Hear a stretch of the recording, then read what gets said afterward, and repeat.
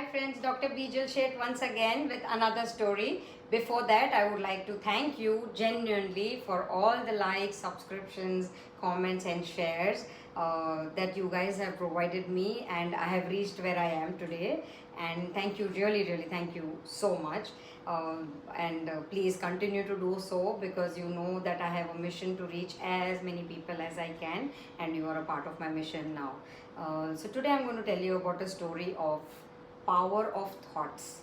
Okay, so you may have come across the statements that your thoughts can control your life, etc., etc. So I'm going to tell you of a story of an American criminal.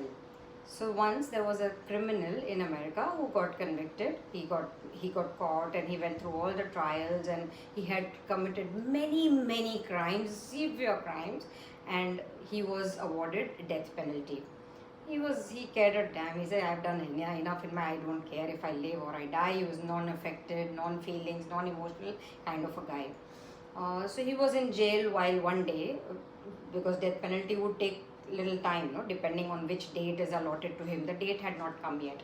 So one scientist came to the jail and asked the authorities for permission to speak with him. So they said, what is it regarding? He says, I'm doing an experiment where he could die. Probability he could, there is a 50% chance that he could die. So anyways he's going to die, so let me give it a shot. So he said, if he's okay, we don't mind. So they allowed him to speak with the criminal. So the scientist went to the criminal and said that, listen, I want to do an experiment, and there is a probability that you will die, but I assure you there will be no pain. If you die, you'll die in 5 minutes, literally 5 minutes. Anyways you're going to die, so what is it that you're doing here anyways? There's no hope for you to get out of this place anyways. So he said, okay, who cares? Go ahead, do it. I don't care. I don't mind. So scientist said, okay, I come tomorrow with my experiment. What was the experiment? The scientist was going to make a cobra bite him. Okay, like a mark, like a cobra snake. Okay, he bite him, and then he would die, because the cobra would pass on the poison to him. In less than 5 minutes his blood would become poisonous and he would die. So this guy said, you sure it won't pain? He says, no, you won't even feel anything, you will die in 5 minutes. He said, okay, I don't mind. What am I doing here anyways in the jail? So the scientist came the next morning. He slept and all that. He got ready in the morning, waited. He was taken to the assigned place. So there was this room where he was made to sit, and he was blindfolded. And the scientist came and said, are you sure you're ready, right? He says, yeah, I'm ready. Go ahead, do whatever you want. But little he had a fear. He was curious, because he didn't know what is a cobra experience like, and biting, snake bite, and what would happen and all. But he was assured by the scientist that not more than 5 minutes, so you don't worry. He said, okay, fine. So what happened? They blindfolded him, and they pricked him with safety pins. Okay, just ordinary safety pin, 2 pricks, which felt like a bite. He was blindfolded. He couldn't see anyways. So this is what they did to him. He died in 5 minutes.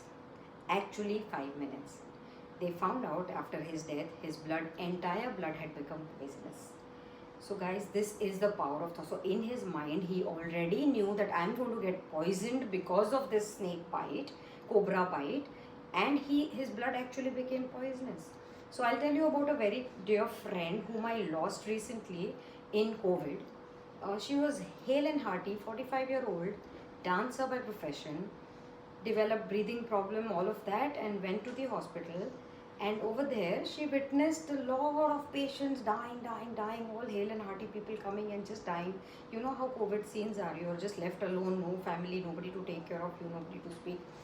The fear got into her to such an extent that she died. She died in 4 days, and we still can't believe it.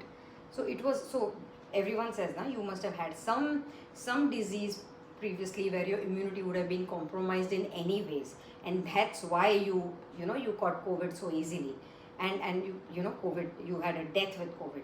She had nothing. She had absolutely nothing, and she died. So I was really wondering, what could it have been? She was the types to feel very scared. She was just the types to feel very scared. Even if heavy rain, she'll feel scared, or whatever. Very small things would kind of make her anxious. So it's only the fear.